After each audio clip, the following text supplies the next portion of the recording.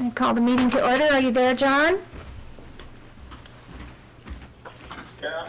Okay, great. Would you please rise for the flag salute?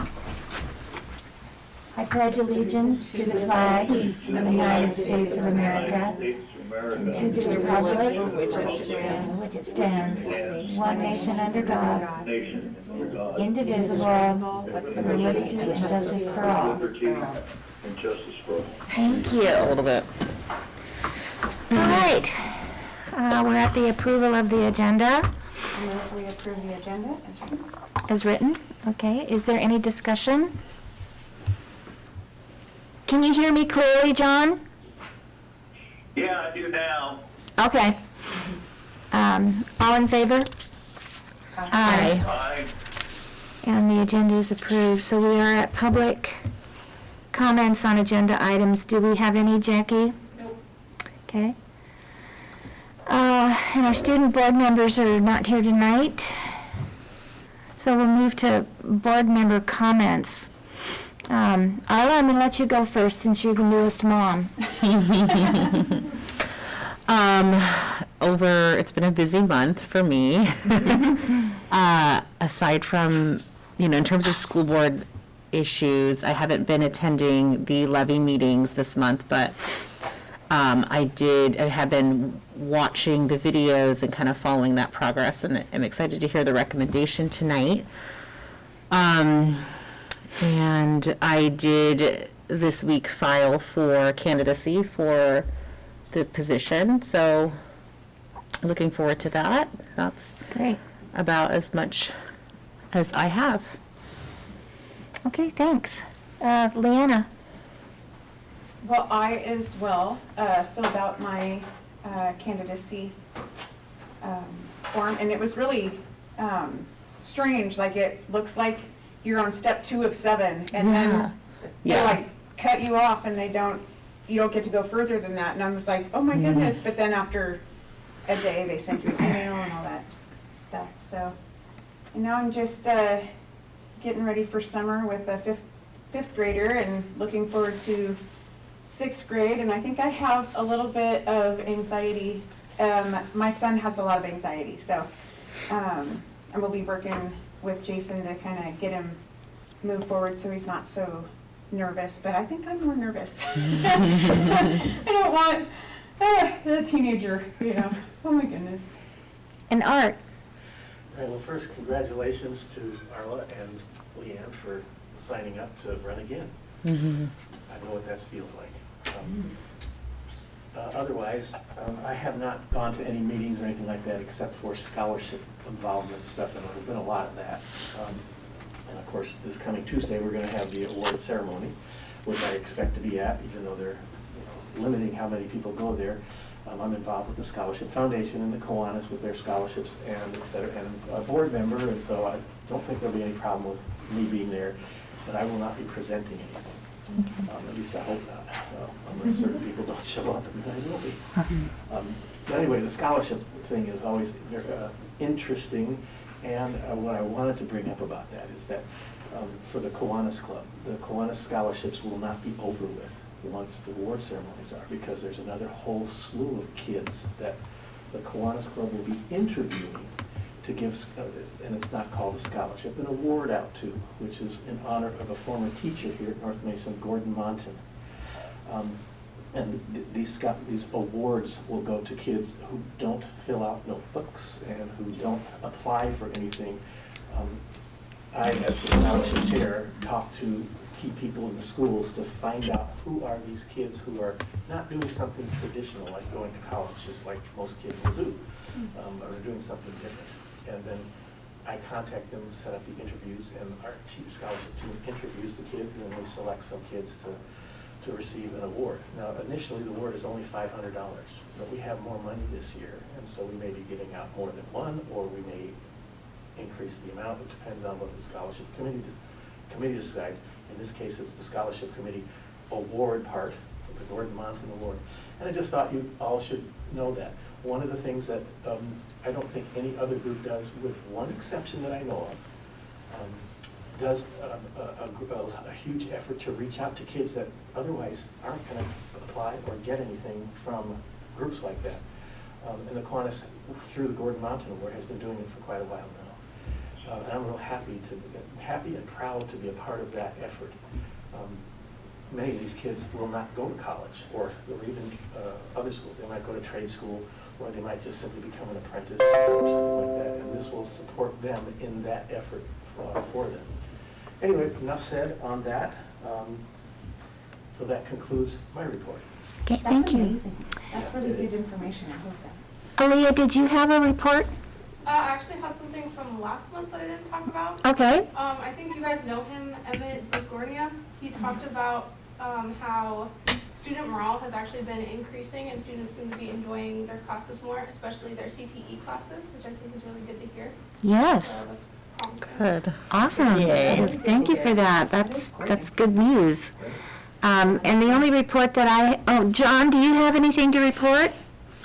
No, I have not really. I had a conversation with a constituent this morning, and that'll be reflected on the agenda concerning our levy.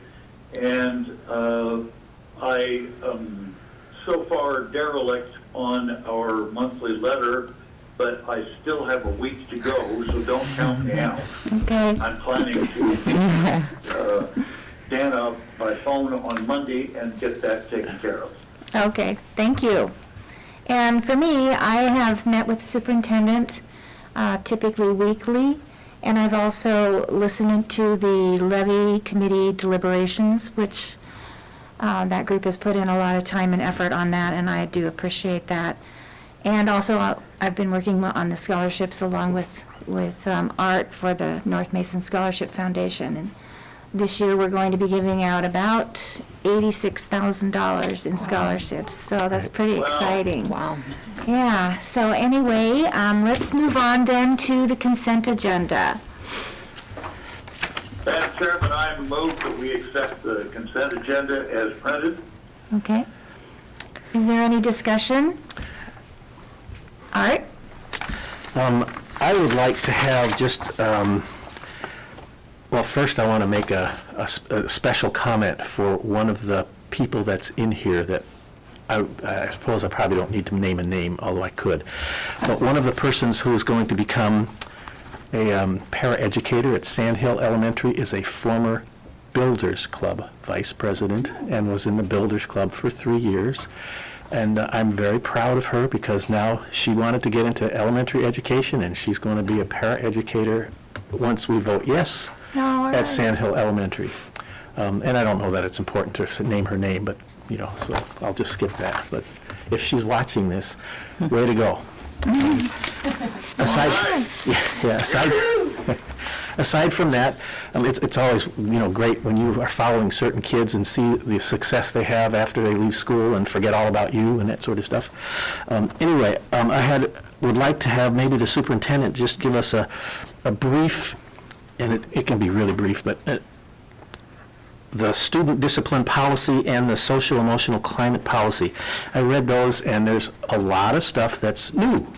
And it in some ways isn't so new, but if you could give us, or at least for me, my sake, a little explanation of what's going on there. Yeah, the legislature has been paying particular attention to student discipline over the last several sessions, and so each session they have written some new requirements and new language for school districts. And what they're really looking at this year, what the changes are getting to, is that we take a really careful look at our actions in response to student behaviors that we would prefer not to see or things, and to pay attention to the disparities that might show up among groups of students. So, for example, if students of color receive a higher percentage of discipline, suspensions, or expulsions in relation to the percentage that they are in the school community, and then compared also to just the general population, then that's a problem that we need to address. And so the changes in the discipline policy are designed to help schools address those problems. and to focus on making responses to student misbehaviors learning opportunities more than opportunities to get in trouble. So you still might be in trouble, but instead of getting a very negative consequence, you are getting an opportunity to improve your behaviors. So. That was pretty good explanation of what I thought I saw and heard there. I did like, I can't remember which particular policy it was, the language about changing discipline to something as a learning experience. Yes. And as being the reason to do this stuff, not to punish, not to stigmatize or whatever, but learning experience essentially for that particular student. And I think that's a step in the right direction in any case. Regardless, there are some kids that aren't going to learn, but you know, if we approach it that way, that can't but there help. will still be reasons for which kids are suspended or even expelled, that we're going to be much more deliberate about when that is and whether what the most appropriate response to a student's behavior is. And then the social emotional climate is a new policy, and as a district, we've been focusing for a few years now on meeting the social emotional learning needs of our students. This is also a required new policy, but it reflects the work that we've been doing in North Mason School District already, but now it makes it part of our policy that not only is this something that we've been trying to do because of the data the principals and the building leadership teams have been looking at and building blueprints for, but that the board is making it a priority that we look at these things as well. Mm-hmm. Well, again, thank you for that. It feels like both together they have relationships to each other, but they're also very separate. But the whole idea reminds me of my perception of all things of Girl Scouting. Mm-hmm. In Girl Scouting, everything that has the Girl Scout name attached to it has, I always think of it as, it's a big giant hug. And in the hug, everything inside the hug, or this imaginary hug, is Girl Scouting activities, whatever. And if you do something wrong, you are part of Girl Scouts still, and we're going to help you fix that wrong thing, help you get past the down thing, that kind of stuff, which is different from many organizations that don't have that, an embracing philosophy. And that's what I see this as, an embracing philosophy. It basically is saying to all of our kids, and you know, you're part of us, and that's important. Everyone is a part of our community, and I like that kind of a message. Thank you. Let's see, other things? I don't think I had anything else. There's a couple things. Okay. Yes, no, I did not. Okay. Thank you. Cool. Yeah, the Miles ABA contract, I just wanted a little bit more details on that. There was some acronyms in there that I didn't quite follow, like BCBA, so just wanted a little bit of explanation. Yeah, and of course, I don't have Tom here to explain that to you, but the BCBA is a person who is a therapist who works with students on their behavior. And so we contract with Miles, and they provide us support for the classroom teachers.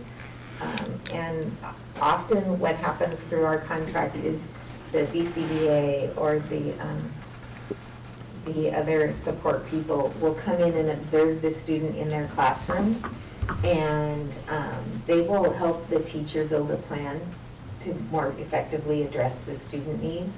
They will be a part often of the IEP team, determining how best to serve those students. And in some occasions, they will serve the student, they will come in and meet with the students individually in our school to also provide support. Awesome. Great, thank you. You're welcome. My other question is easier, I think. I was just looking through the personnel report, and I was curious who will be coaching girls basketball at North Mason, since we have a couple resignations there. I was just curious. Do you happen to know? Yeah, I don't know if they have filled that yet. That Gotcha, will be gotcha. something that would be posted and then. Okay, okay, thank you. Okay, any other questions or discussion? All right, there's been a move to approve the consent agenda as presented. All in favor? Aye. Aye. All right. I would like to note, we have a lot of very interesting things on the personnel report. Okay. But I do want to highlight that we have hired two very important administrative positions to replace people that we're very sad to see move on to new experiences. So we have a new Director of Business and Finance, Viet An Moy. Viet An will start working with us next week so that she can do some cross-training with Ashley. And Rob Thomas, who has been employed in the district in a number of positions over the years, is joining us next year as Food Service Director, taking advantage of his many years of experience as a chief, master chief, with those responsibilities in the Navy. So we're very excited. And this is Rob Thomas, who graduated from North Mason High School?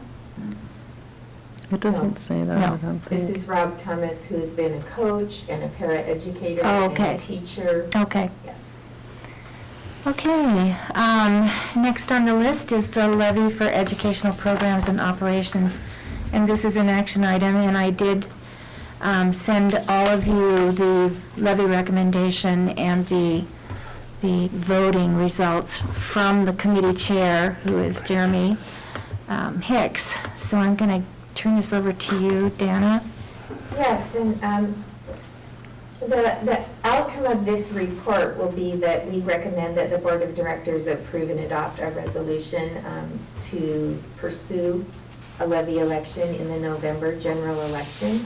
But our committee chair, Jeremy Hicks, is present, as is Jason and Slazer, and so I am going to let them discuss the work of the committee, and you have a really comprehensive outline letter telling you all of the things that the committee did. So Jeremy and Jason? Jeremy? He's muted. You're muted. We don't have audio.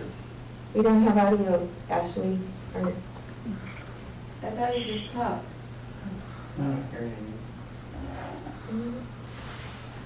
Are you muted? No, he just unmuted. Oh, he's gone. Try it again, Jeremy. Hold on, he's gone up here. Maybe that's the issue though. Although maybe not. My volume is all the way up. No If I call him on his cell phone and just put the cell phone Yeah. up to a speaker, probably gonna be the quicker. Jeremy, I'm gonna call you on this cell phone. The joys of technology. Mhm.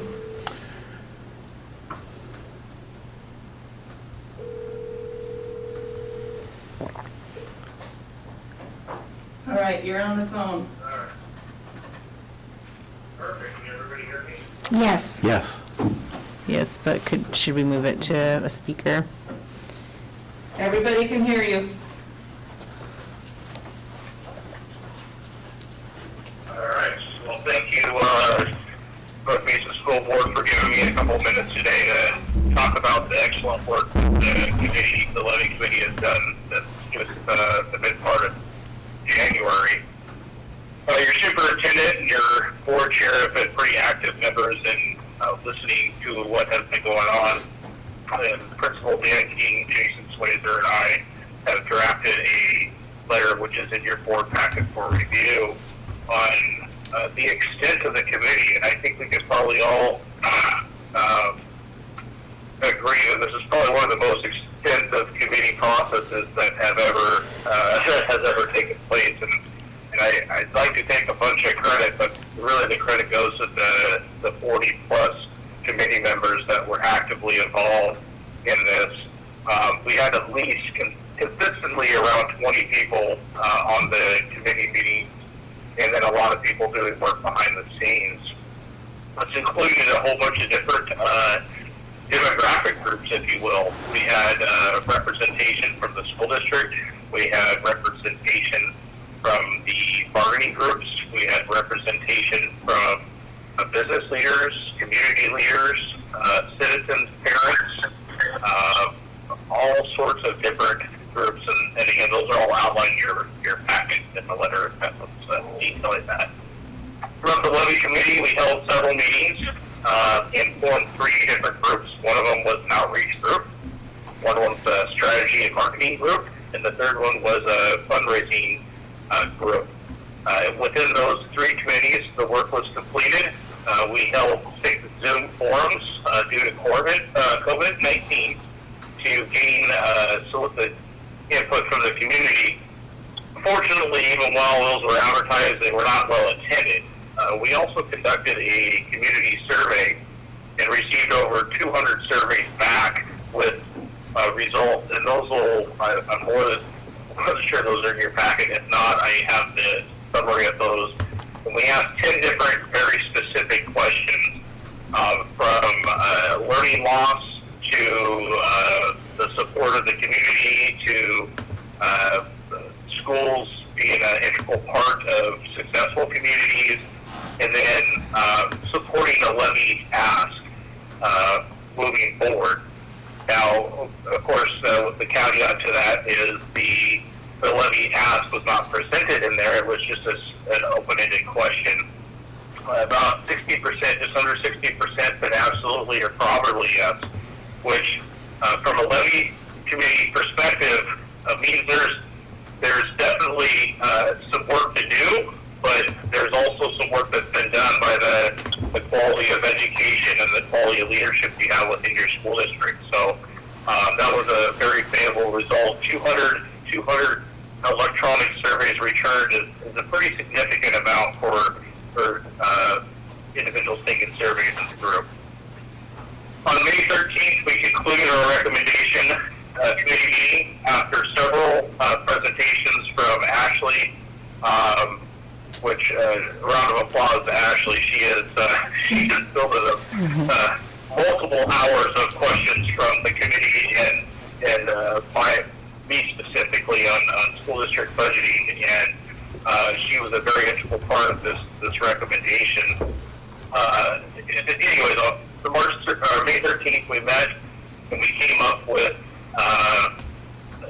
some discussion. We discussed the pros, the cons, the major considerations that were thought of the entire committee meeting were the timing of the levy, the amount, the millage amount, the district's need, the length of the levy, and why the levy was needed when there may be funding options available federally and state from ESSER dollars. And we're going to go into a lot more of that as we move forward with this. It has not a lot to do with the recommendation, but what I want to really hit home here is the committee looked at that, and while the general population may think that these ESSER dollars are coming in, the explanation that is presented on the school district's webpage clearly show that those monies are there, but they're not enough to bridge that gap for the next couple of years. So the levy,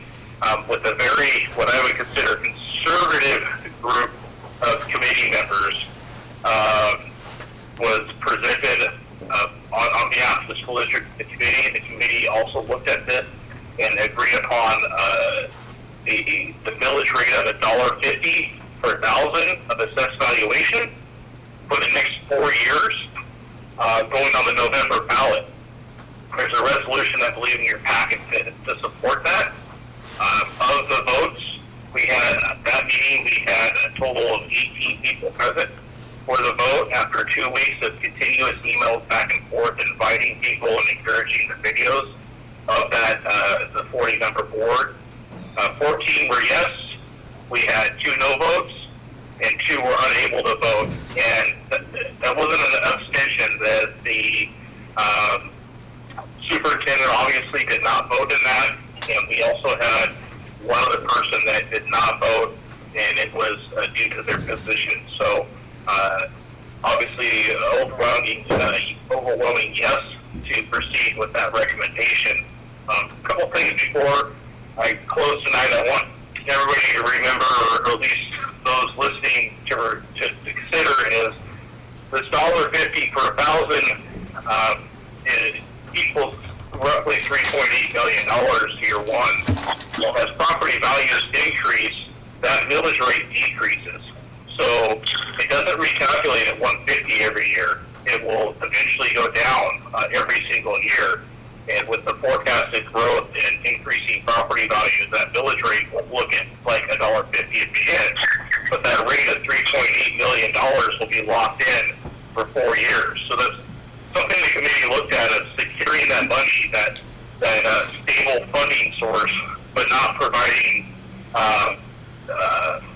any means where that number will change in the 4 years. So it really provides that security to the voter there.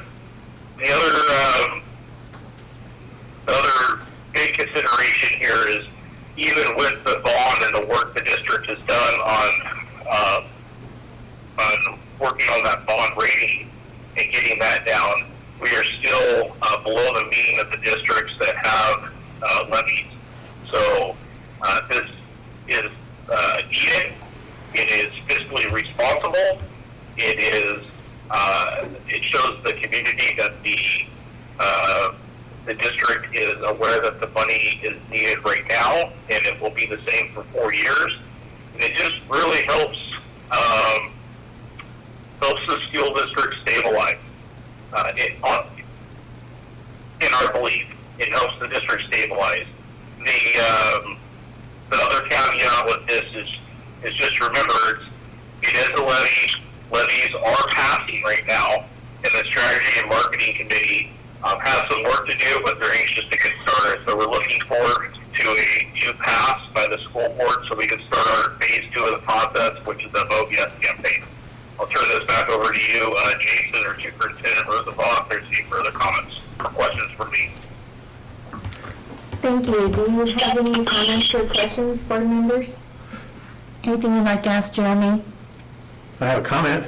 Okay. And it's probably something that he is aware of already, especially because Ashley was part of this, and that is, it's a particular interest of mine because of where I live in the Tahuya Forest and of what's been going on and the meetings that I attend with the Department of Natural Resources, because so many people are not aware of this. But in any case, without having a levy, the school district is not permitted to collect its fair share of the logging revenue that comes from the states. And yet I see you nodding, so you did know about that.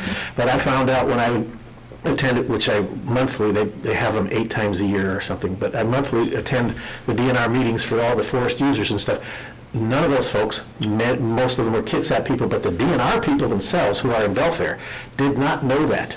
And they're the ones that do the contracts for the logging and stuff like that, and they had no idea that without us having a levy passed, everyone else in the state is getting the money that more should be coming to us. And that's just a curiosity of the law. So that's, to me, a great incentive to get that out in public so that people know that no matter how good or bad the levy is, if we pass one, we will get some money that kind of really belongs to us. And if we don't have a levy, we don't get that money. Thanks. Well, I'd like to thank you, Jeremy. I know this has been kind of a long haul for you, and I know that you've experienced a lot of emails and phone calls and questions, and worked hard to be able to help people understand what you're trying to do, what the levy committee is attempting to do. There were the meetings I listened to, there was some really good discussion and deliberation, and it was for both sides. It was for yes, have a levy, no, don't have a levy. There was enough, I believe, enough conversation that when you arrived at this recommendation, it's solid.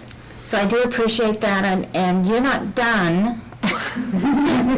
If we do pass this resolution, then the work really does start, as you said. So thank you very much. I do appreciate it. Did you go away? No, he's not. Yeah, I had a question, Oh, that's John. Yes, John? but I presume this is the time to ask it. I just wanted, it's, I think, a point of emphasis, because I think it's been addressed, because I had a conversation with Dana this morning.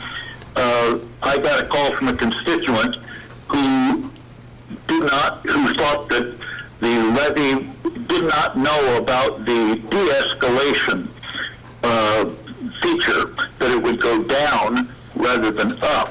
So my point is, when we publicize this, we need to make a very big point about the amount being fixed and the the adjustment being made as property assessments go up. No, I think that's We really, lost Jeremy for a minute. I think he's trying to log back in. okay. Okay. No, can you hear me? Yeah, we hear you, Jeremy. No, John, that is a really good point. The way that you write the document, we have to say it's $1.50 per thousand because that's based on the current information that we have available from the county assessor's office.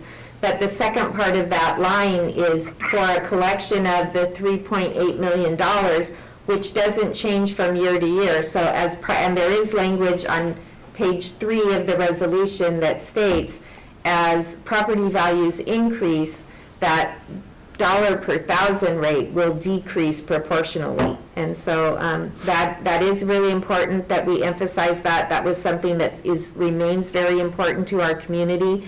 And I know that Jeremy and the publicity committee are going to really focus on making sure that people hear that message. Good. I think that the fact that I got a call indicates community sensitivity to that, and I'm satisfied that everybody understands the importance of this. I would only add that we do have a credibility problem related to our first, and perhaps even second attempts to pass this. So we really need to get out in front ahead of this particular objection, because it would be a place where talk could arise about, oh, they're doing it again. Yes, thank you, John. Okay, so I think we're at a place now where we can consider Resolution 09G21. Madam Chairman, I move that we accept resolution, what was it, 9G21, levy 2021. 9D21, yeah. Okay, is there any more discussion? I think it's worth a little bit more discussion. I don't, along with Laura, I had attended a lot of these meetings, and everything that Jeremy said and everything that's been presented I completely agree with, that this is needed, that this is absolutely, critical for what we need to get done in the district, and there's been a lot of work on the committee to look at this from all angles. I would love to hear more from this board about their feelings on whether or not we can pass it. And that's really, I think, in listening to the last committee meeting, overwhelmingly folks went ahead and proposed this recommendation. The only concerns that came up were really, can we pass it? That was not whether it was needed, not whether, this was the appropriate amount or time, but do we think we can pass it, and what does it look like if the district does not, if we fail a third time? That was the only hesitation I really saw from the group, and I think it's just worth a little bit more discussion before we, kind of all potentially jump in. I think with my comment, that something that I pay attention to is that, the time of year we're doing it in November is a tough time for people, and when their brains think levy and they think money, and they're voting on something, and as soon as it passes, it happens right now, and it doesn't. And I made sure to check on this. Even though it's worded in here, there's a lot of words in here, and people are going to look at it and go, it's like reading the Old Testament, it's really hard, never mind. But the money starts coming out in April, which is a good time for most people, that's where our money, it starts getting busy. It's good. That's part of, when I'm looking at money, I pay taxes here and I have a business in Port Orchard, so taxes over there, so my brain looks at all that too. But also that through the years, we have been going for more before, and that was hard, but I think that what the district and the committee has done is looking at what was needed, and this is needed, but this is the lowest that has been asked in a very long time. And I think that that has been looked at and said, hey, this is what we can do with, we're coming at you guys with our, this is a need. The kids are coming back to school, and I think it's responsible that we're not like, hey, we're going to go back out for that original amount and expect that everybody's going to be okay with it. I think they really looked at it, brought it down to a reasonable amount where that we could, nobody's comfortable about taxes, right? But I'm always comfortable about, I'm always going to support my locals, right? My fire, my school, my everything, but I think that they've really done a good job at coming to a reasonable number for everybody, not just people that have plenty of money to do it. I think everybody could look at this and go, okay, I'm comfortable. I know that my kid's in school, or even if their kid's not, the kids are going back to school, so this is a need. But I think they did a good job. Everybody did a good job. And for me, right now it's May, and this is calling for the election in November. So there are, what, 5 months or something like that in order to beat the bushes, so to speak, with our message. Yeah. And I think that we should make a point to do that, starting right now. That this is coming, and all the explanations, and even if, some naysayers come out there and decide to shoot bullets at it, we'll have time to respond to those bullets. And so that makes the November part, even though it's hard to do stuff in November, makes it more easy for me. I don't have a crystal ball, never have had one, so I can't predict will the community support this or not. I believe they will, but I sure can't predict that. And I think because of what Leanna was saying, it's the lowest amount that's ever been asked for in a long time. That's part of the message we got to get out too. So there we go. I also, I had brought this up before, and I don't like to put us up against, look what this district's doing in this, but I like to highlight things that other districts are doing well. And I think that when we work together as districts that we do best. And one thing that I liked seeing in another district is on their Facebook page that they shared all over the place things that the levy paid for. Things that we don't get unless we have the levy, like the timber tax, and that was shared over and over, and I think that reached a lot of people that it wouldn't have otherwise. Like when you put it in a newspaper or in a mailer or whatever, that Facebook, it reaches a lot of young people that are coming into new voting, and older people that, especially right now, a lot of people are choosing not to recommit themselves to public. So they're there too. So I think that sharing it out on our Facebook and what it is, not in a general, but focus right down onto the things that it actually pays for, I think would help us out. And I feel that this committee was so broadly representative of the community in many different ways. As Jeremy said, you had business people, you had parents, you had a wide variety of people. And if they feel that this will pass, that they can get this to pass, I have to have confidence in that, because we've never had that before. We've never had a committee like this before that made such a point of dividing responsibilities and focusing totally on their separate responsibilities and then coming back together and having those discussions. So we only lost it by 30 votes last April. And my first thought was, geez, $1.50, maybe, is that gonna work, is that gonna bring back what we've lost? And I think I'm at a point now where I have confidence that this committee knows what they're talking about. And they gave it enough thought and gathered enough information that this is what they're recommending, and I feel like I can support that.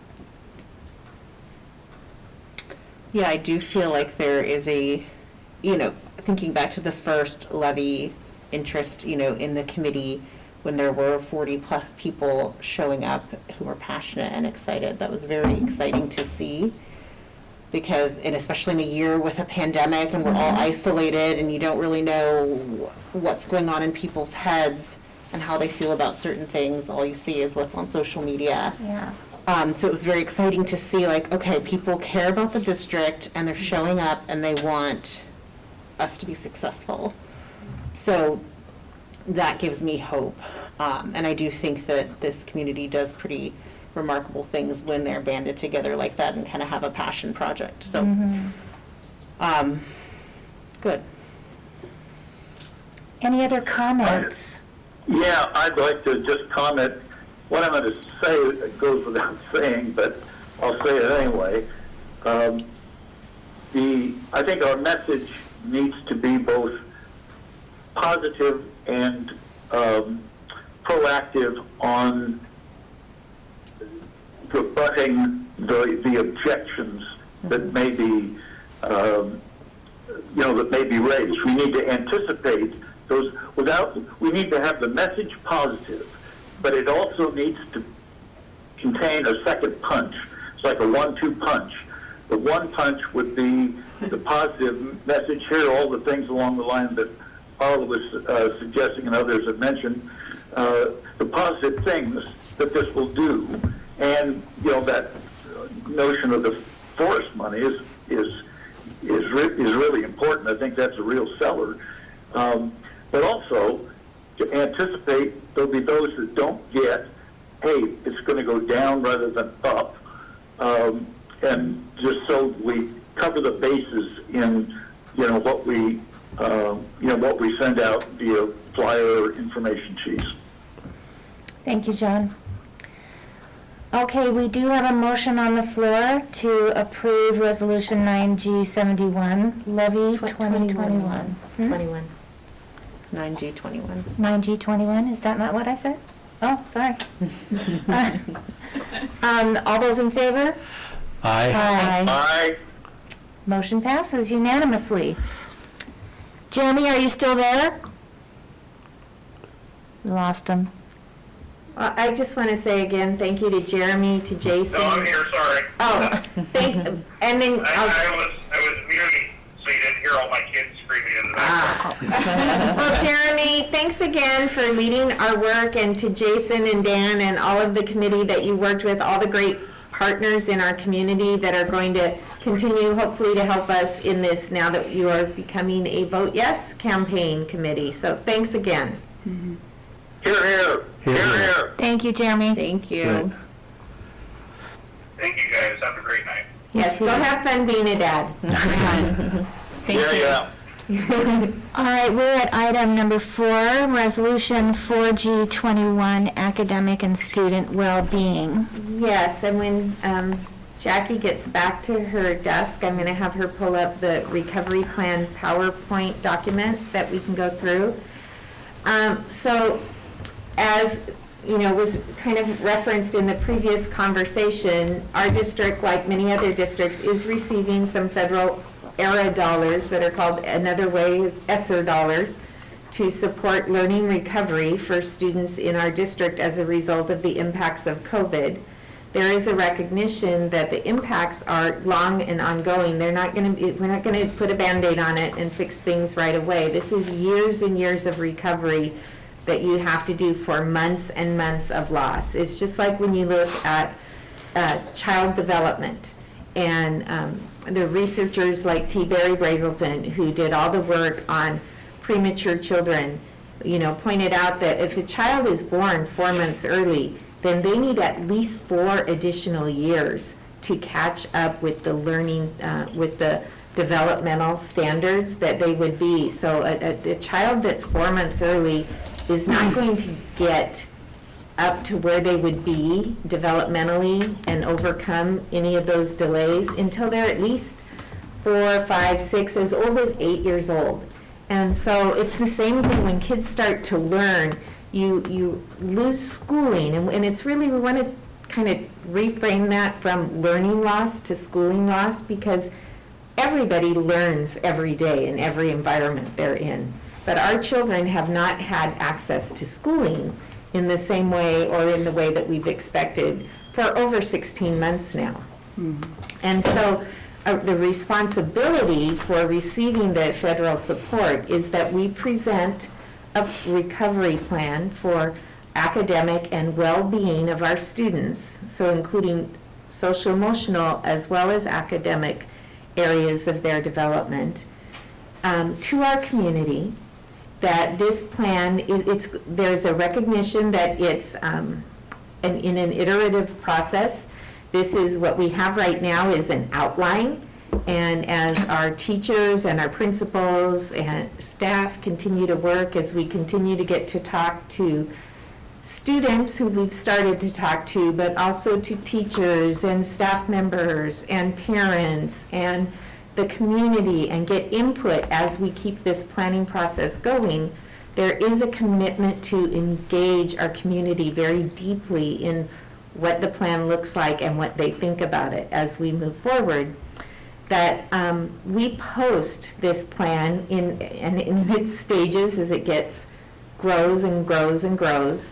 And the first requirement is that we have to post an initial plan by June 1st, and that this plan, and that we then have to show OSPI that we have posted this plan, and also some initial work that we're going to do that I'll talk about a little bit further in the plan related to equity and looking at some of those disparities between student groups on how the learning environment has been impacted for them, and how we're going to help them have equitable access to success, which really what equity means is that everybody gets what they need to be successful. So if two kids start in different places, then they're going to get different stuff to be able to succeed, and that has to be our goal. So our responsibility is to develop a plan that targets specific and actual needs of our students, so that we do ensure that every student gets exactly what that student needs to achieve success. And that's our goal going forward, period.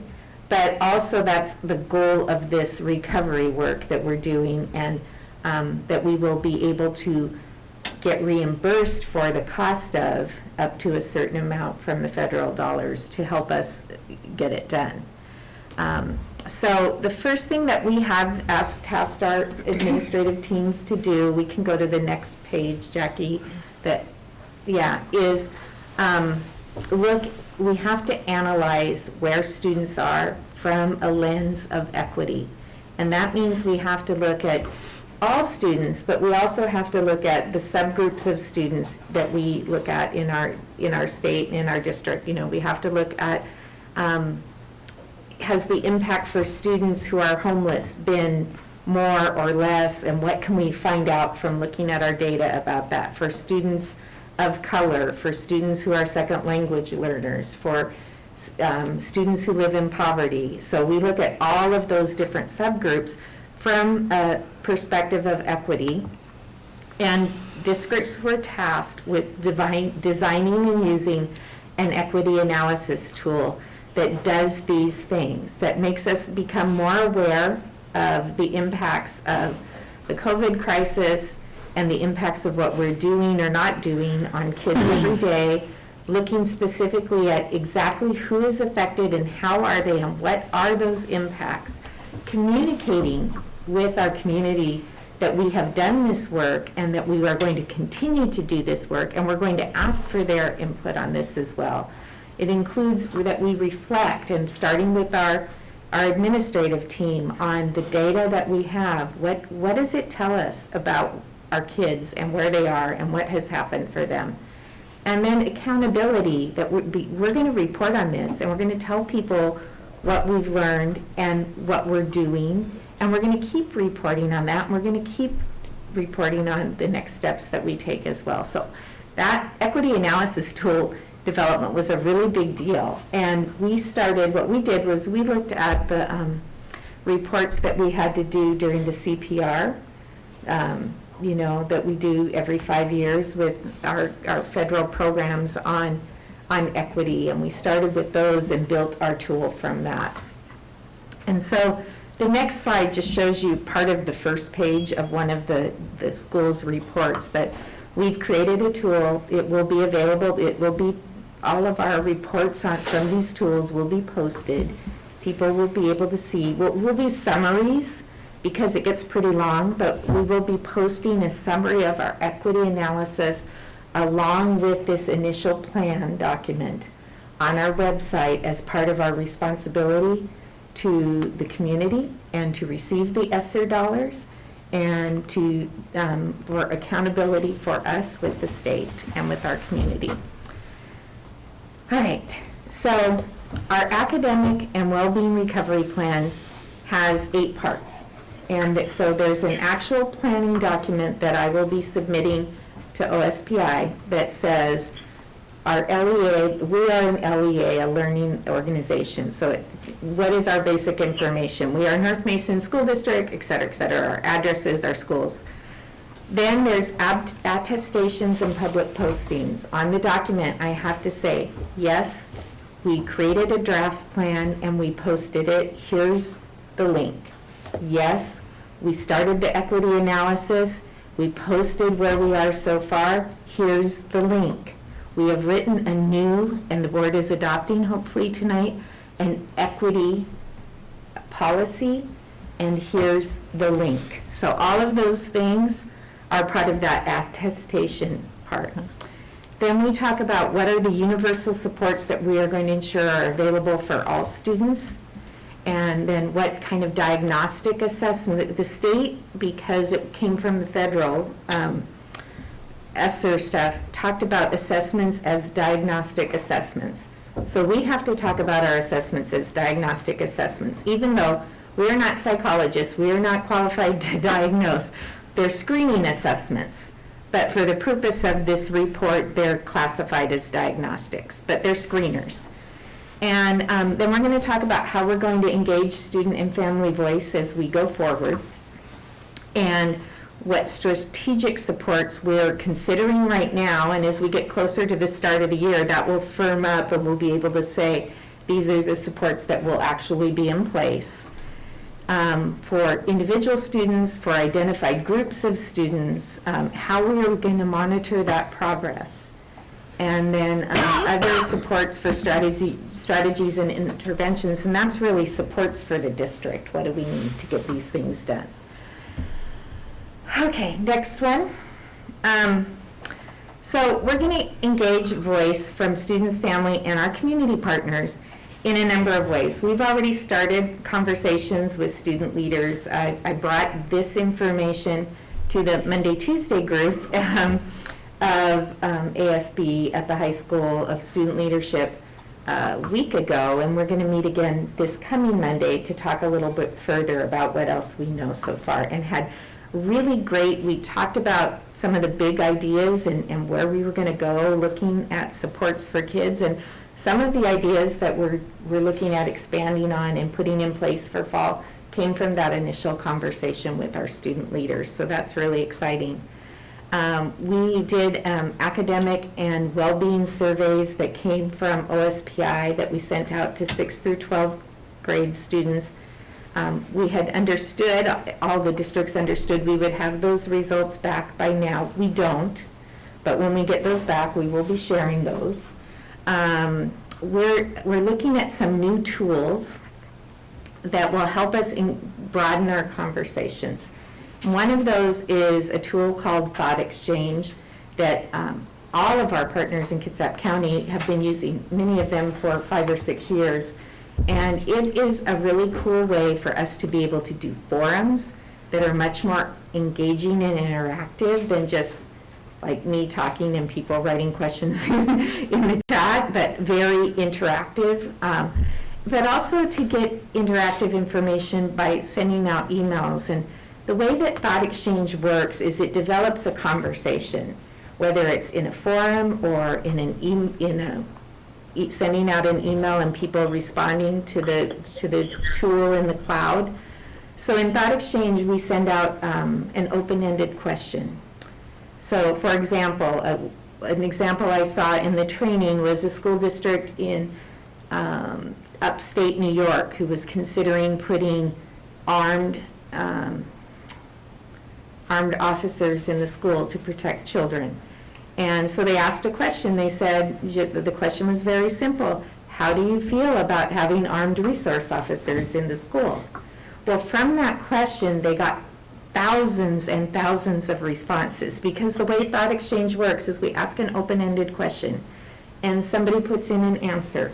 Well, I think it's a good idea because, or I don't like this because. Then all the other people that are viewing the Thought Exchange, they get to rate. It's all anonymous. They don't know that it was me or you or whoever put an answer in, but they get to give each answer 1 to 4 stars. And they also get to comment on that answer or to add their own.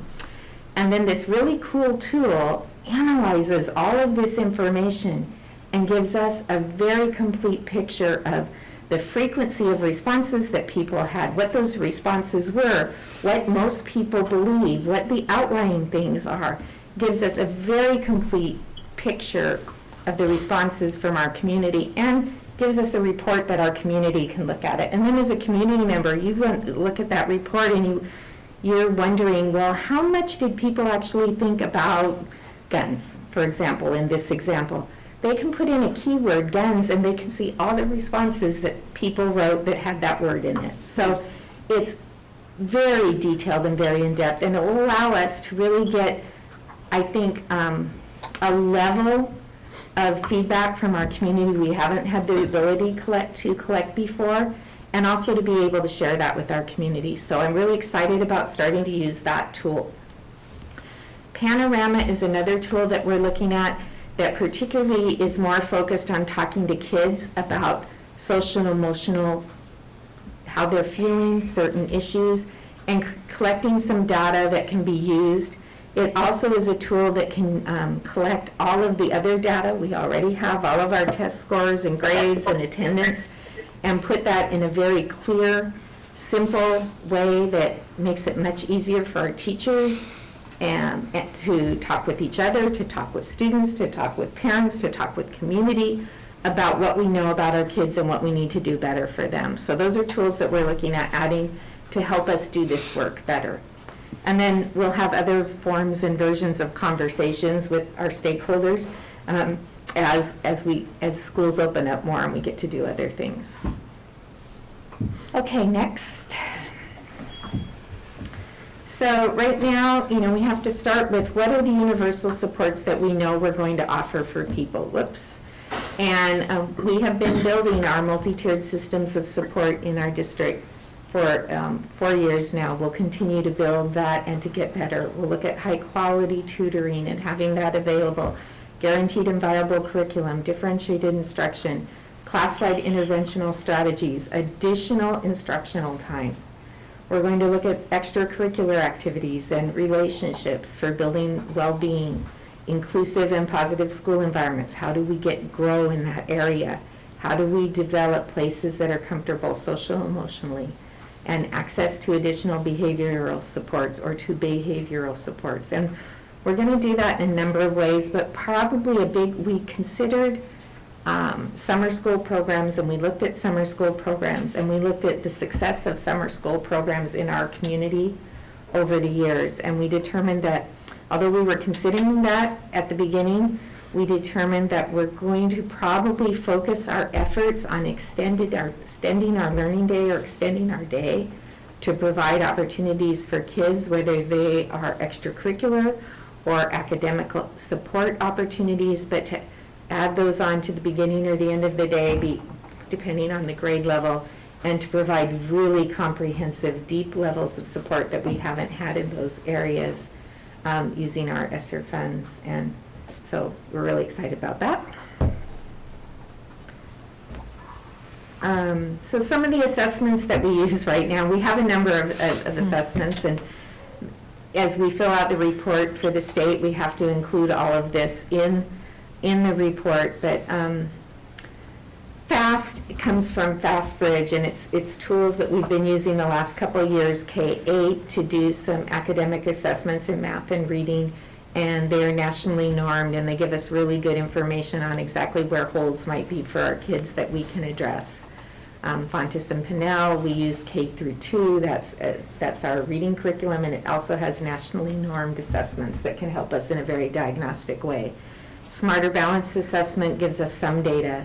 The COGAT is the testing that we do to place students in our gifted and talented program. It gives us some information. The ELPA 21, which is our assessment of second language learners and their growth as English language learners, gives us some information. WAKIDS is a tool that we use with kindergarten students. It gives us information. WIDA is a test that we do with some specific kids with special needs.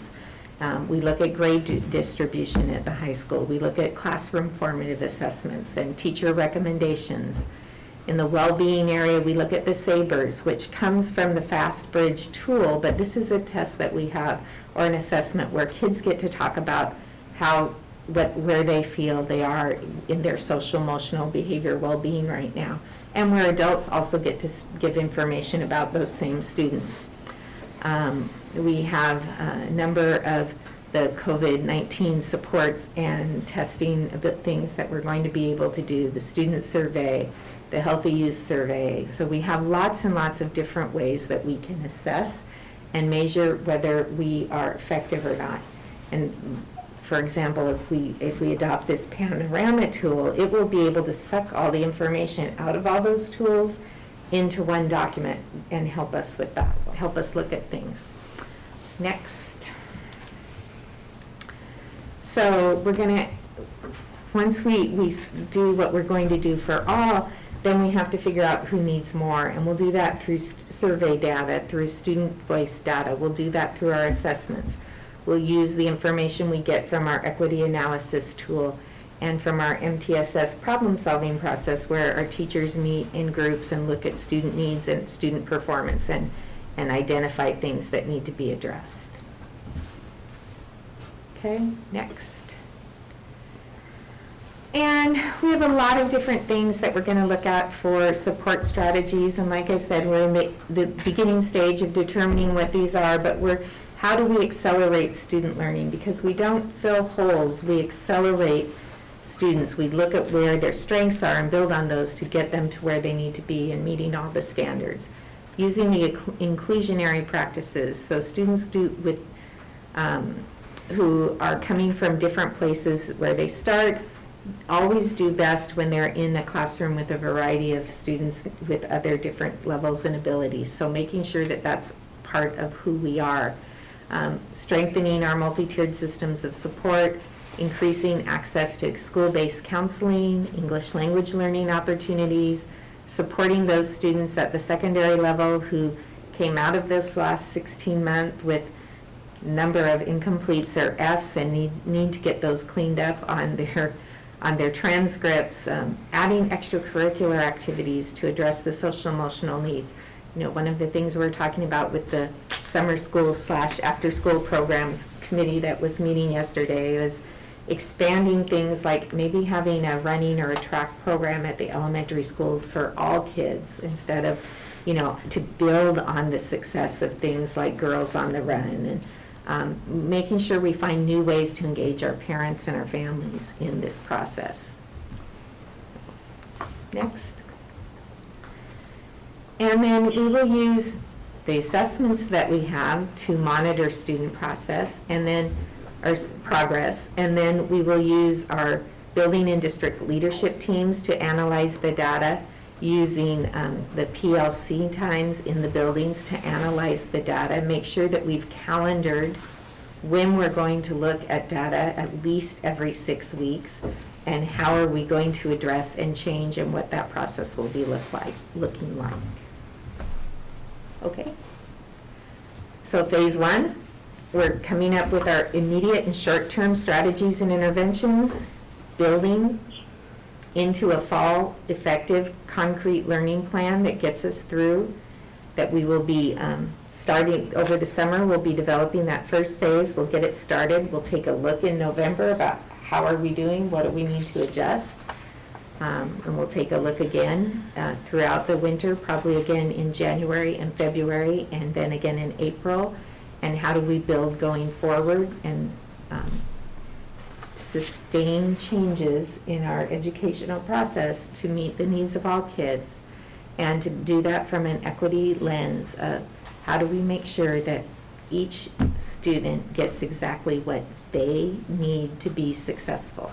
Not all students getting the same thing, but each student getting their needs met.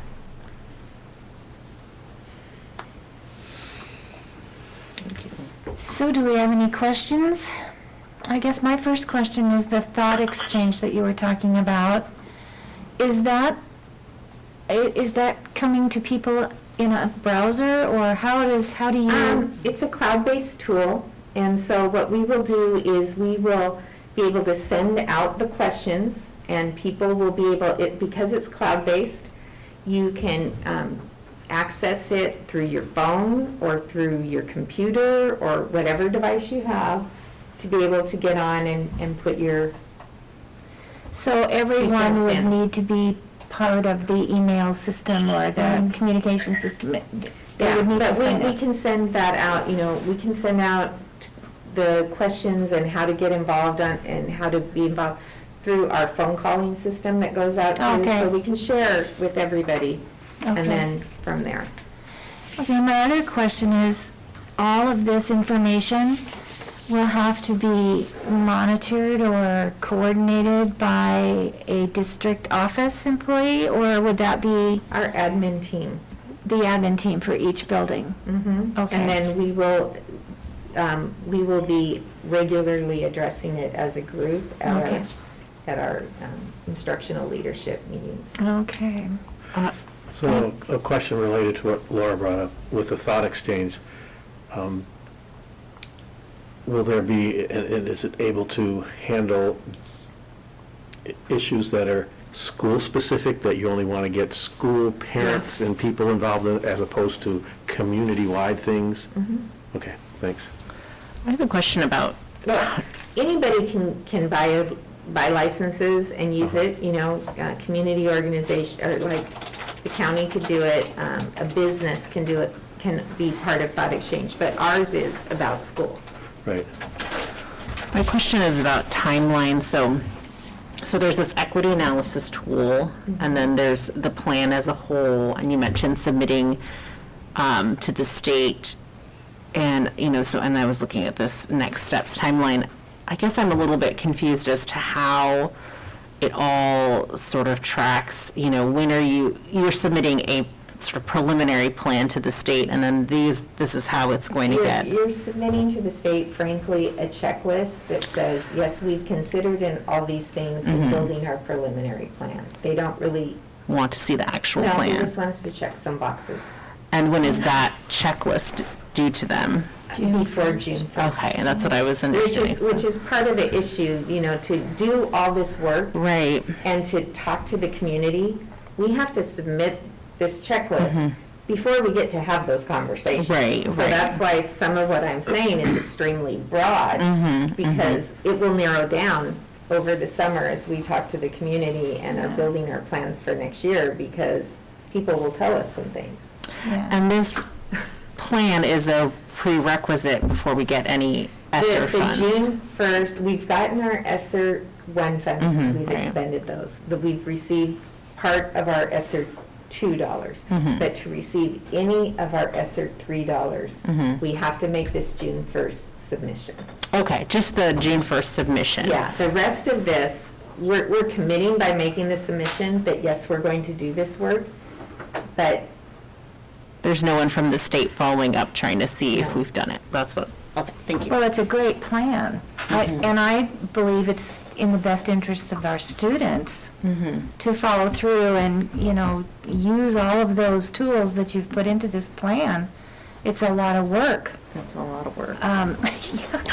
And then it sifts down to the building principals to make sure that it's happening in the buildings. So I'm hoping that it's successful. Thank you. So do we have a motion for Resolution 4G21? If you don't, I will move that we approve Resolution 04G21 on academic and student well-being. Okay. Is there any further discussion?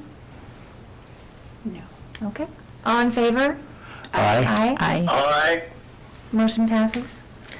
I do want to say, obviously, I will be reporting to you regularly. Right. I will be focusing the academic reporting that we already do as part of our EASE, as part of our policy governance on this work. And I do have later in today's agenda a recommendation for an equity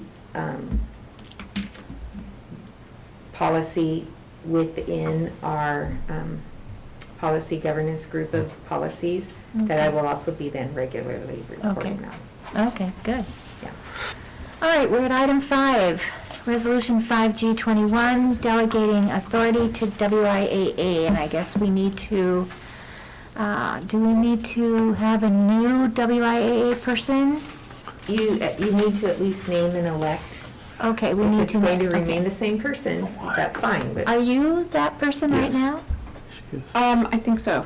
Okay. Yeah. Yes, And, she okay, is. and you're also our ledge rep, right? Yeah. Okay, so would someone else like to step forward for delegating for our WIAA representative? this is the athletics. What does it involve or entail? I don't think there's any meetings. I believe that it's more just an informational. It's a lot of just emails and information, and it's stuff that we usually cover and see already, so it's not really a A lot may make changes to their. And you give Rules and input on the regs. changes that they want to make to the rules and that kind of stuff for athletics. I think it's a 2-year commitment unless you decide it's not something you want to continue, and then we would just. Do we review this resolution every 2 years? Every year. Every year. Okay. Are you happy with it, keeping it, or? if you would like to do it, it's worth, it's like, because it's not like, I know you're brand new, so if you were gonna jump in and take something, this would be a really cool one to take, because it's not like jumping into a pot of fire. There aren't meetings that you have to attend. I would be happy to take it on. Awesome. Very cool. So, let's see, we can just name her as the board member contact, okay? Yes. Yeah. But we do need to have a resolution adoption, so can I have a motion to that effect? I move that we adopt Resolution 05G21, delegating authority to WIAA. Okay, is there any discussion? No? All in favor? Aye. Aye. Aye. Motion passes, and now we're at superintendent update. Yes, and we are going to turn it over to Ashley to begin with for our budget report. And all of the many things she has to talk about there. Wondering if we should go ahead and let Joan do the capital projects so she can leave. Yeah, let's, Joan's here, and so that's okay with you, Ashley? fine. Joan, would you like to talk about where we are on all our facilities? Sure. So we're done with our girls softball field. It looks awesome. They've done a wonderful job playing on it. So we're closing that project, and we're in the process of closing our stadium project as well. We are complete with the other capital projects. We have finally closed that. And the other project that is in, what is it? We're in the process of closing the high school and the middle school. We're doing the final paperwork and all those capital projects so we can get them and settled up. So once we get our information from our architect to close off, we'll have everything in line. And hopefully by the starting of the new year, a school year, all our capital projects will be in line to close. Awesome. Joan has been just a trooper and working so hard in so many ways this year. And unfortunately, she's also had to address things with our facilities. We've had some vandalism and some things that she's had to work with. For example, there was some recent damage to the brand new press box, and Joan did an amazing job of getting folks out here right away to take care of that vandalism, and I want to thank her for that. But also, she has really been the lead in ensuring that we are in compliance with all of the health and safety things that we need to do during the COVID pandemic. And she has been our #1 liaison with Peninsula Community Health in our efforts to allow them to ensure and provide a vaccination clinic at their site here on campus. And I just want to thank Joan, because her work often goes unnoticed and unrecognized, and she has been such a backbone of the district throughout this year. Well, thank you from all of us too, and I think maybe a round of applause would be appropriate. Thank you, Joan, we do appreciate it. That stadium situation, they also stole almost $20,000 worth of equipment. Oh my gosh. It was a blow. It We're definitely in was. line, we got right on top of it, so we can Yep. have everything ready for graduation. Exactly. Did we catch them? No. Oh, It's still processed, oh. Yeah. No, unfortunately, we weren't allowed yet because of the getting approvals through the county on the finished projects. We were not yet allowed to have put the cameras in the we in the room that would have been in there if the county had finished that approval. Oh. Right. Wow. Once it's turned over to us, we can change and add. Mm-hmm. But because county, we can't add anything. So they're working on trying to. We should have everything ready to go graduation. That's been a priority. Everything's coming hopefully in tomorrow. Yeah. So I Oh, know the excellent. electrical company. Yeah. And everything's coming, and our Daktronics laptop, which controls our scoreboard, was stolen. So that's already here, we're getting it reprogrammed, we got on top of it. How and sickening. Make sure everything got in right away. What a gut punch. Yeah, it's unfortunate. To the whole community. I just hope the people, I mean, I know they don't even care, and because they got what they wanted, but that really sucks. You know, that's terrible. Well, thank you, Joan, for all your hard work. Yes, thank you very much. And back to budget and money and everything. Yay. Okay, so we'll start with the other funds.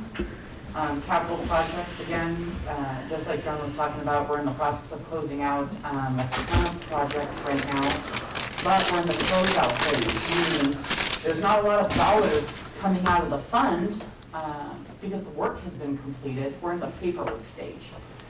So we have little things here and there, nothing major. And then Joan, Dana, and I are meeting to discuss potential projects for that $500,000 to really stretch it and do the most good in the district with that kind of money that we have there. With some of the revenue issues in the general fund side, that will really help offset the cost of helping maintain the facilities in the coming year. So, yeah, we're just over $500,000 there. Debt service, we had our bond levy collection in April, which is why you're seeing it jump like that. Unfortunately, I have a bond payment due on June 1st, so you're going to see that drop right back down. So there's enough money in the fund though currently to cover our 2013 bond payment. So ASB, we're currently sitting right around 399,000. I don't expect a lot of activity in this fund here through the rest of the year, given the current situation. Transportation Vehicle Fund, again, this is another one we're not going to see a lot of movement until August, when we're going to get approximately $125,000 in depreciation payments from the state on our buses that are currently on the state depreciation schedule. So that's sort of where we're sitting for our other funds. Enrollment. We did see a little bit of movement in enrollment this month. Normally, this is the time frame where we start seeing our enrollment decrease due to early graduations. We actually saw it increase by about 2 due to the, I believe it's due to bringing back the rest of our K-12 kids. Yeah. So we did see it increase a bit there. Again, you're seeing that that orange trend line is where we should have been, and that blue is where we currently are, which is what's helping create some of the revenue issues that we've talked about in the past due to not receiving those state funds. So next, you want to go to the dashboard? Next.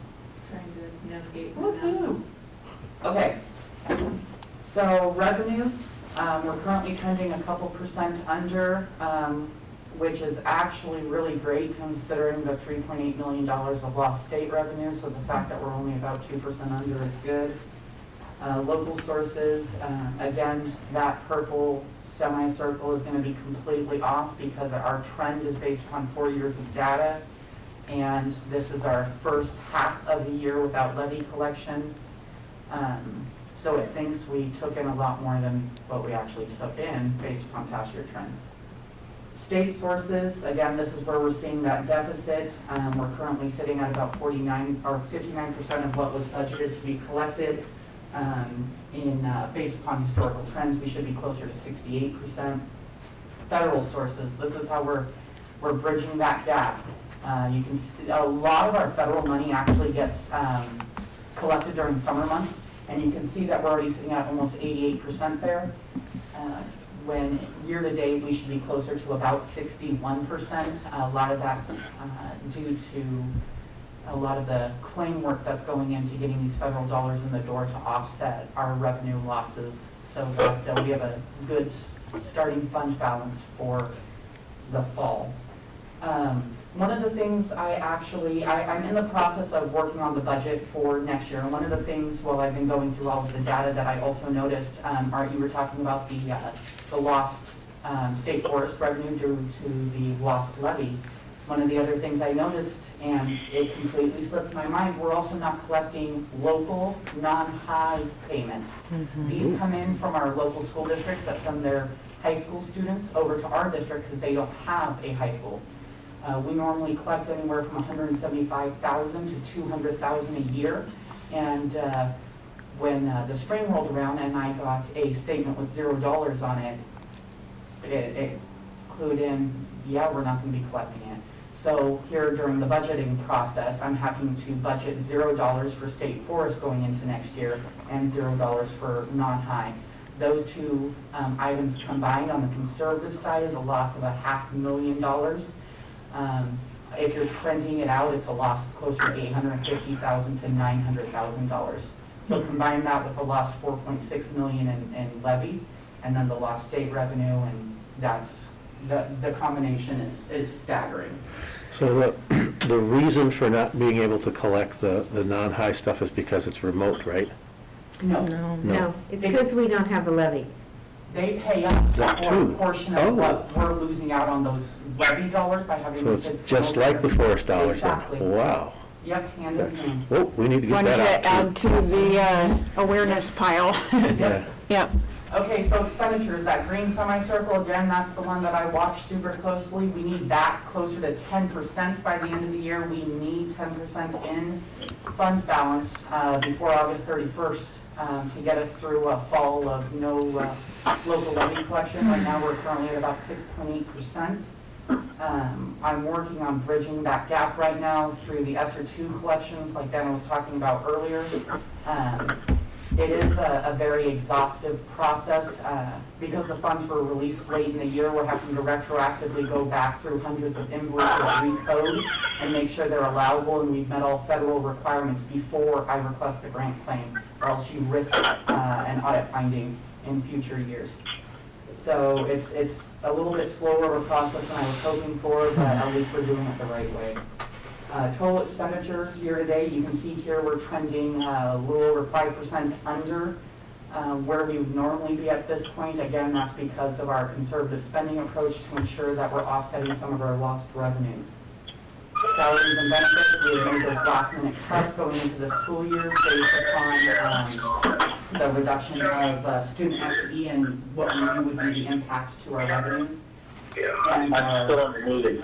our basic education actual year to date is trending about 4% under. Again, that's conservative spending to help mitigate the lost revenues. I'm doing a report.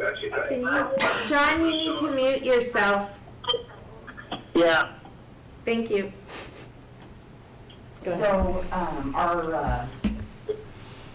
our total expenditures that we normally spend in our top 10 programs, as you can see in that little table below, that's currently making up about 80% of our spending. Again, these are things like nutrition services and our transportation. Technology has been a big one this year. And then obviously Title I, since we grouped our teachers into a school-wide plan in order to be able to utilize our federal funding to help offset costs. So the next slide is our month-end and year-end fund balance trend. That solid blue line is our current year trend. Again, like I brief every month, we're trying to get it to that green triangle that's on the very far right-hand side. That's where we need to be by year-end. It's slowly moving up, which is what I would anticipate over the next few months. I'm going to be working with my replacement on continuing the work I've been doing to help bridge that gap so that you guys are there by the end of August. And then the next one, so this is a more detailed idea of where our revenues and our expenditures are coming in. And this is one that I really like to look at on a monthly basis because it shows all of our different revenue areas where we're technically in the hole. These are areas where, based upon past trends and budget, we should have more revenues on those areas than what we actually do now. We've lost about $3.152 million in just state general apportionment dollars. That's sort of that larger number smack dab in the middle of the top of the revenue section. And then the what they consider the special purpose unassigned, it's that $875,000 negative number you're seeing there. That goes hand in hand with our general apportionment. That's like loss of CTE revenue and other specific state categorical funding that we're not receiving. And then below, you can see the areas that where we currently have what would technically be considered overspending in our expenditure side. So these are areas that technically we hadn't budgeted to have expenses, or we had budgeted for a lower amount and then it had to be revised and we're spending more. These are things like our remote learning environment. The budget had been completed prior to the state really having a plan on what schools were going to look like come September, and so we weren't anticipating such a large move to a remote environment. And so right now we're currently about $245,000 over what we had budgeted in that area. But you can see we've saved $631,000 on the basic education side. And then we have about $147,000 overage in our state LAP allocation. So our learning assistance program, when we have decreased enrollment, one of the things that we have found is the needs of our students in a remote environment actually increased. And so although they were not physically present in school 5 days a week, their needs actually increased more so than what we had seen when they were here all the time. So we are seeing increases in certain expenses based upon that. That's all I have on the general fund side. Questions, comments? Will you be, you're obviously going to be working with your replacement, but will we be seeing this? Yes. Thank you. Yes, I'm training her on the use of the software, and I've already reached out to my contacts at Forecast 5 to ensure that she's going to have a rep working with her to also train her when I'm no longer here. I'm hoping that next month I can sort of give her the leads to present based on these, and I'll just sort of be sitting here to fill in any gaps and help her out along the way. Great. And there's also an item here, USIP insurance provider. Yes, okay, awesome. So I'm actually excited to talk to you about this one. So our, I'm sorry, I know it doesn't sound super exciting, but I'm excited. So we currently have liability insurance. All school districts are obviously required to carry fairly significant insurance policies. Sorry, this is a really bad scanned copy, just, but we're currently with the Washington State Risk Management, full WSRMP. About 2.5 years ago, I saw some financial concerns in WSRMP's books, and I decided you're required to give 2.5 years notice, even if you're going to shop around for quotes. So 2.5 years ago, I gave notice, and I am so glad I did, because we have been facing back-to-back 20+% rate increases since we joined them. Holy 4 years ago. Jeez. And so we went from having premiums that were, for an entire year, $198,000, to now we are close to $500,000. Holy. And they have announced another 20% rate increase going into next year. So I shopped around, and I have signed a contract to move the district over to Clear Risk. You guys were with them prior to me starting here. And I locked in a $100,000 rate savings going into next school year, and an additional $100,000 rate savings going into 22-23. Thank you. Great. So that's Awesome. going to be a $100,000 savings over the course of 2 years, potentially more because we don't know what the insurance market's going to do in 22-23. But that's based upon today's rates. So I just wanted to be able to, one, notify you guys that we will be changing for our insurance, and then also bring forward the savings that we will be seeing on that side. Awesome. Good job. Yeah, fantastic. Wow. Yeah, here. Okay, so Thank you. then I tried to get this to come out better.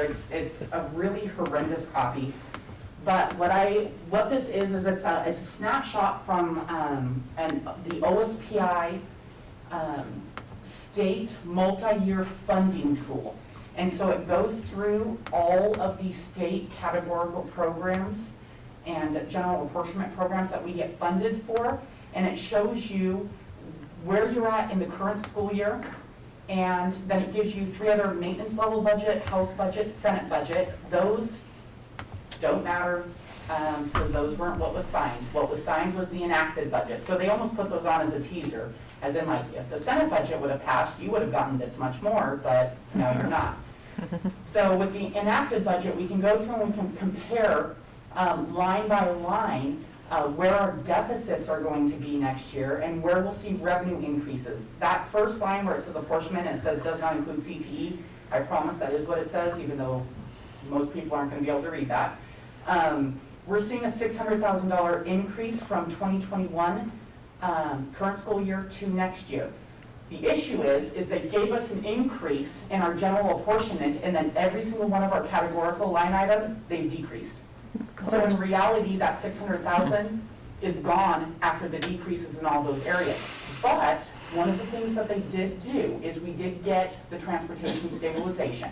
So All right.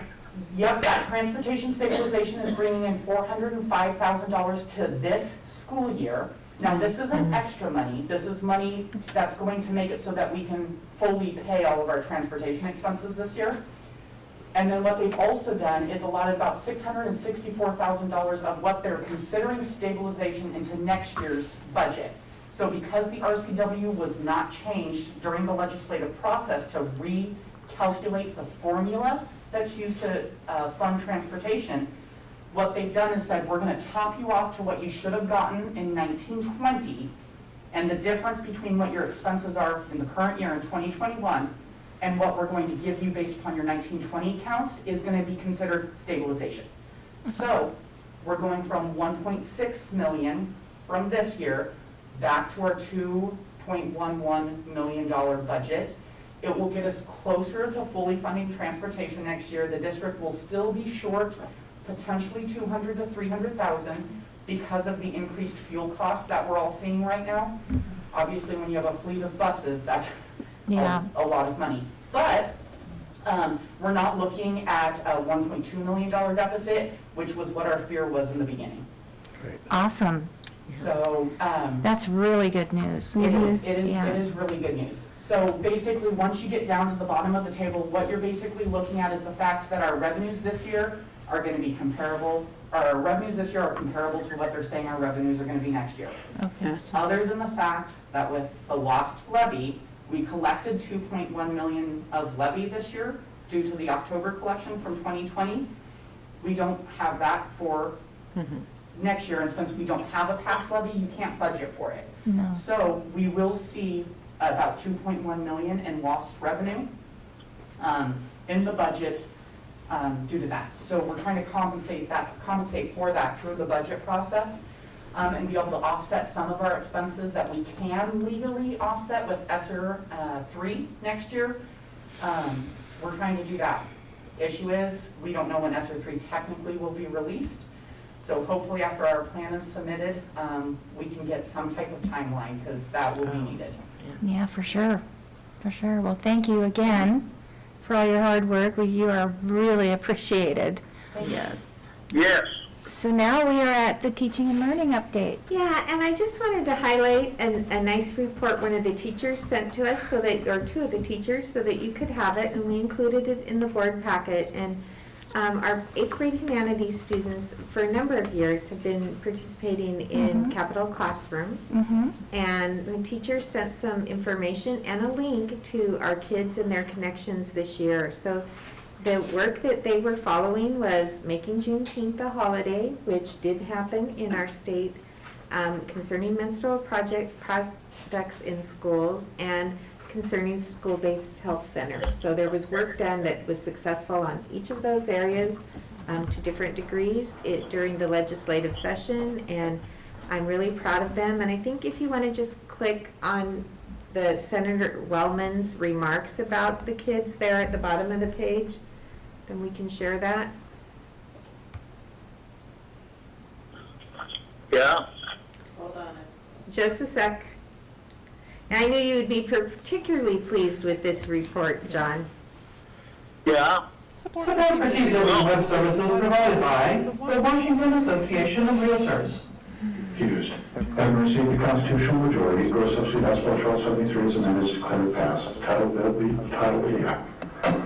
Senator Wellman, state your point of inquiry.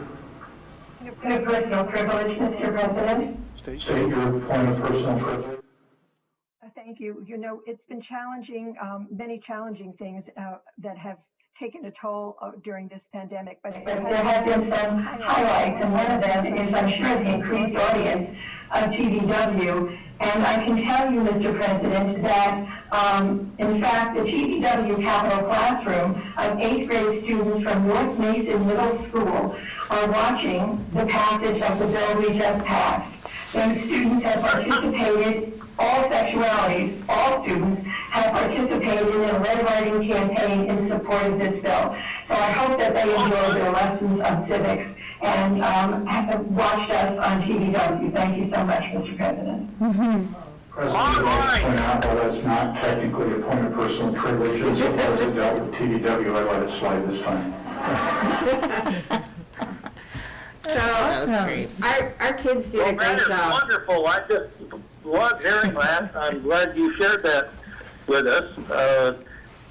Make lemonade in when all you got is lemons. I think that's just a great plus for civic participation.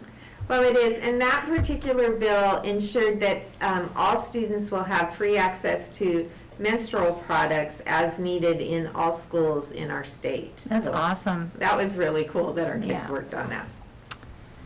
Very. Okay, and we've already had the capital projects report, so now we are at upcoming board letter columnists. And May is, John, you have 11 days. Yeah, I'm counting them down. I've made an appointment with Dana for Monday, and I should have this out Tuesday. Okay. Leanna, you have June. Yeah, and a topic would be helpful. It might be really nice to coincide that with the press release that we're going to do on the savings on the bond for our community, and you could work with Ashley on that. Oh, for sure. Yeah, that would be a really good one. Yeah, like I want to do it like in your face, like. Yeah, no, that would be a great one. I know we got mixed up last time, and Yeah. this time I'm. Yeah. That sounds good. Okay. Okay, I have July, and Arla, you have August. So now we are at assurance of organizational policy. Monitoring reports, I don't believe we have any. No. We discussed the district calendar last month. Is there any additional discussion or comments that anybody has? Okay, so we are at adjournment. Good of the order, board and superintendent. Do any of our board members or the superintendent or our student board member have any additional comments? I will be bringing a new policy to you in June that is our equity policy. Okay.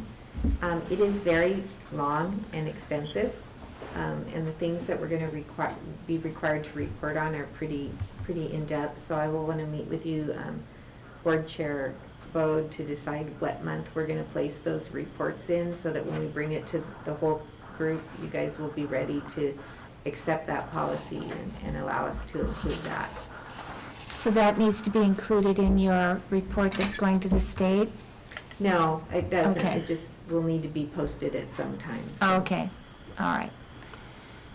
Okay, the board self-assessment of the meeting is Director Kratzer? Yeah. So our general meeting behavior, I guess I can go through all of them, even though we do every single time, but the agenda was well planned and the board followed the agenda, and board members prepared for and contributed to the meeting. The meeting proceeded without interruptions or distractions, mostly, and the board's deliberations and decision-making process were public. Participation was balanced. All participated. No one dominated. Members listened attentively, avoiding side conversations, which I think some of our side conversation, it wasn't side, it was melded together wonderfully. And work was conducted in an atmosphere of trust and openness, and meeting participants treated each other with respect and courtesy. And I think that we are satisfactory and wonderful in our general meeting behavior and our governance principle review, where the board actions occur at the policy level rather than at the operational level. The board reviews policy about each topic before discussing that issue. In writing additional policies, the board starts with a broad statement and becomes more detailed, and this is the one that we NA usually. I'm just going to do that before I go on. The board minimizes time spent monitoring past performance. The board routinely dedicates time to reviewing, improving its own process, and clarifies properties, values when considering potential outcomes, beneficiaries, and costs of outcomes. The board follows an annual calendar based on a plan for doing its work, and helps the board chair, does wonderfully in helping the board efficiently conduct its meeting. And here. And the board spends most of its time deliberating issues, defining and clarifying its vision, and linking with its community, which I think so much, we've seen amazing work at this meeting with the levy and everything of working with the community. It's been wonderful to see. As opposed to fixing things, and the board supports the board supports the superintendent in any reasonable interpretation of its policies, and I believe that is satisfactory. Overall, we are satisfactory. And I put up here the members that were present. I put 4 + 1 per telecom, John. So, we're there. We do have a sign-in sheet here that if you have not signed in, I would be appreciated as part of the protocol for the COVID pandemic. So if you haven't signed in yet, please do that before you leave. We're going to adjourn into executive session right now for about 45 minutes for the purpose of evaluating the superintendent's performance during the 2021 school year, and no action is expected as a result of this executive session. We'll meet in approximately 5 minutes. Well, I hope I'm not forgotten in the process. No, we're gonna get you in there too, John. Okay, well,